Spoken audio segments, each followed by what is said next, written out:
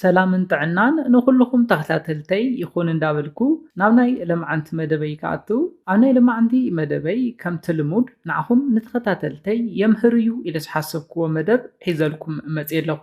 ናይ ልምዓንቲ መደበይ ዘልዕሎ ብዛዕባ ቫይታሚን ዲ እዩ። ብፍላይ ብዙሓት ሰባት ብዛዕባ ቫይታሚን ዲ ብዘይምፍላጥኩም ኣብ ሰውነትኩም ናይ ቫይታሚን ዲ ዋሕዲ የጋጥመኩም እዩ። እዚ ከጋጥመኩም እንተሎ ዝረኣዩ ቅልል ዝበሉ ሓደ ናይ ቃንዛ ምልክታት ኣለዉ። ነዞም ምልክታት ሸለል ምባልኩም ድማ ሂወት እስካብ ምስኣን ከብፅሐኩም ዝኽእል እዩ። እዚ ኩሉ ብዛዕባ ቫይታሚን ዲ እኹል ኣፍልጦ ዘይምርካብኩም ዘምፅኦ እዩ። ስለዝኾነ ሎማዓንቲ ብዛዕባ ቫይታሚን ዲ ክነልዕል ኢና። ናይ ቫይታሚን ዲ ዋሕዲ ኣብ ሰውነትና ከጋጥም እንተሎኸ እንታይ ዓይነት ምልክት የርኤና? ነዘን ምልክታት እንዳረኣና ሸለል ንብሎም እንተኮይናኸ ንምንታይ ናብ ዝኸፍአ ናይ ጥዕና ፀገም ከቃልዕና ከም ዝኽእል መፍትሒኡ ኸ እንታይ እዩ ዝብል ሓሳባት ኣታሒዝና ክንርኢ ኢና። እስካብ ናይ መደበይ ፍጻመ ሓቢርኩም እንጽንሑ። ነዚ ቻነል ሓድሽቲ ዝኾንኩም ሰብስክራይብ ብምግባርን ነታ ናይ ደወል ምልክት ሓንቲ ሻዕ ብምንካዕን ዝተፈላለዩ ናይ ፆታዊ ርክብ፣ ናይ ጥዕና ከምኡውን ናይ ሓዳርን ናይ ፍቕርን ሂወት ኢንፎርሜሽን ትረኽብሉ ቻነል ስድራ ንኽትኮኑ ብኽብሪ ንሓትት። መደብና ናብ ብዙሓት ኣሕዋትና በፂሑ ብዙሓት ኣሕዋትና ትምህርቲ ንኽወስድሉ ላይክ ጌርኩም ጀምርዎ። ስድራን ዝኾንኩምኒ እንዳመስገንኩ ናብ መደበይ ክምለስ። ፈለማ ኣብ ሰውነትና ዋሕዲ ቫይታሚን ዲ ከጋጥመና እንተሎ ቅልል ዝበሉ ምልክታት ኣብ ሰውነትና የርእዩ። እቲ ቀዳማይ ናይ ምድካም ስምዒት እዩ። ብፍላይ ምንም ዓይነት ስራሕ ከይሰራሕኩም ሃንደበት ዘጋጥም ድኻም ዘጋጥመኩም እንተኮይኑ ከቢድ ናይ ስራሕ ፀቕጢ ከይሃለወኩም ኣብ ሰውነትኩም ናይ ከቢድ ስራሕ ድኻም ስምዒት ደጋጊሙ ዝስምዐኩም እንተኮይኑ ምስ ዋሕዲ ቫይታሚን ዲ ዝተተሓዘ ናይ ድኻም ስምዒት ከም ዝኾነ ክትፈልጡ ኣለኩም። እቲ ካልኣይ ንሪኦ ድማ ናይ ኣዕፅምቲ ቃንዛ እዩ።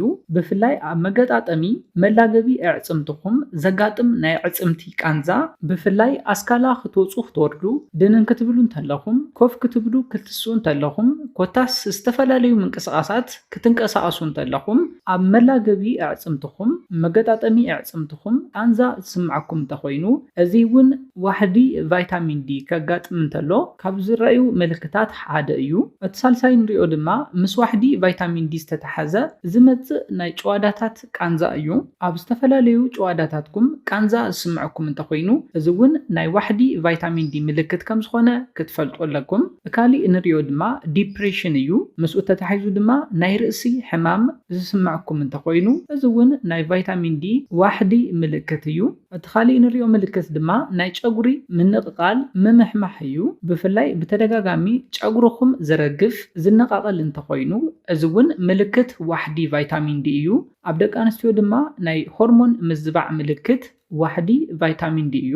ብፍላይ ናይ ወርሓዊ ፅግያት ምዝባዕ መዓልቱ ናይ ምልውዋጥ ኣብ እዋን ወርሓዊ ፅግያት እውን ብበዝሒ ደም ናይ ምፍሳስ ፀገም ተስተውዕላ እንተኮይንክን እዚ እውን ምልክት ናይ ዋሕዲ ቫይታሚን ዲ እዩ። እቲ ካሊእ ንሪኦ ድማ ረሃፅ እዩ። ካብ ርእስኩም ዝጅምር ልዑል መጠን ረሃፅ ብተደጋጋሚ ትሪኡ እንተኮይንኩም ብፍላይ ዘድክም ስራሕ ዘይብልኩም ኣብ ሙቐት ከባቢ ዘየለኹም ረሃፅ ብበዝሒ ዝወፀኩም እንተኮይኑ እውን ዋሕዲ ቫይታሚን ዲ ከም ዘለኩም ትፈልጡሉ ምልክት እዩ።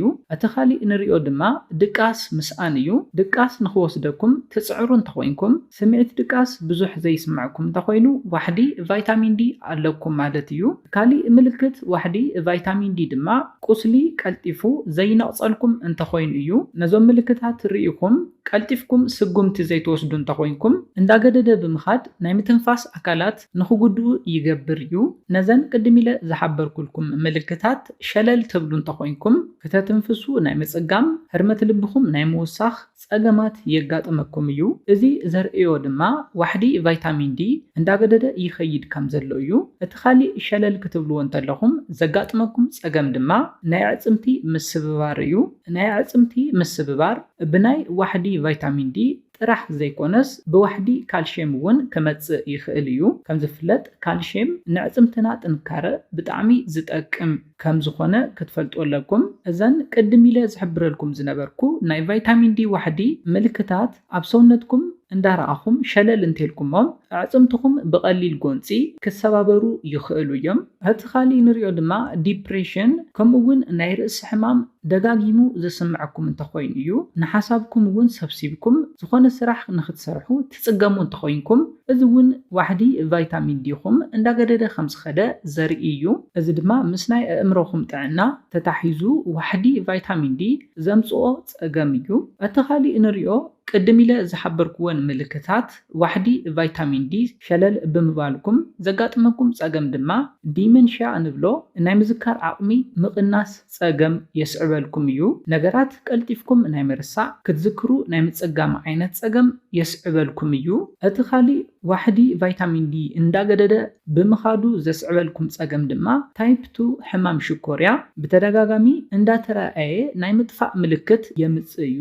ንኣብነት ለማዓንቲ እንተተመርሚርኩም ታይፕ 2 ሕማም ሽኮርያ ከም ዘለኩም ይሕበረልኩም እሞ ካሊእ መዓልቲ ክትረኣዩ እንተለኹም ድማ ምንም የብልኩምን ክትበሃሉ እንተለኹም ናይ ቫይታሚን ዲ ዋሕዲ ናብ ከቢድ ደረጃ ከም ዝበጽሐ ክትፈልጡ ኣለኩም። እዚ ዘስዕበልኩም ድማ ነተን ቅድም ኢለ ዝሕብረልኩም ዝነበርኩም ምልክታት ሸለል ብምባልኩም ናብ ዝኸፍአ ዋሕዲ ቫይታሚን ዲ ይበጽሕ ከም ዘሎ ዘርኢ ምልክት እዩ።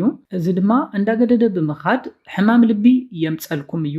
ሕማም ልቢ ድማ ህይወትና እስካብ ምስኣን ከብጽሐና ዝኽእል ከቢድ ሕማም ስለ ዝኾነ ነዘን ምልክታት ፈጺምኩም ሸለል ክትብልዎም የብልኩምን። ስለዝኾነ ምስ ዋሕዲ ቫይታሚን ዲ ዝተተሓዙ እዞም ኩሎም ምልክታት እውን ምፍላጥን ፈጺምኩም ሸለል ክትብልዎም የብልኩምን። ስለዝኾነ እዞም ምልክታት ናይ ካሊእ ሕማም ድዮም ናይ ዋሕዲ ቫይታሚን ዲ ዝብል ተመርሚርኩም ቀልጢፍኩም መፍትሒ ከተናድይሉ ኣለኩም።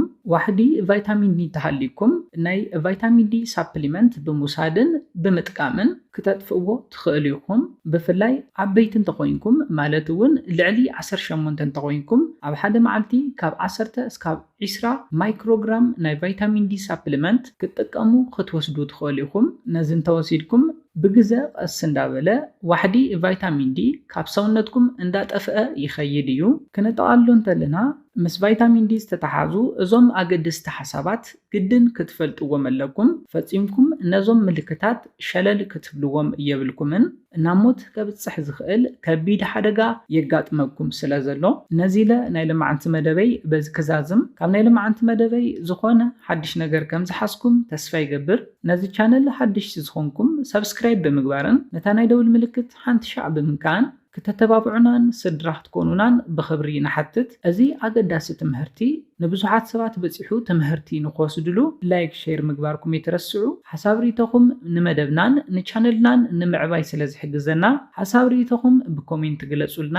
ብኻሊእ መደብ ብኻሊእ ሓሳብ እስካብ ንራኸብ ሰላምን ጥዕናን ንኹላትና ይቐኒየለይ።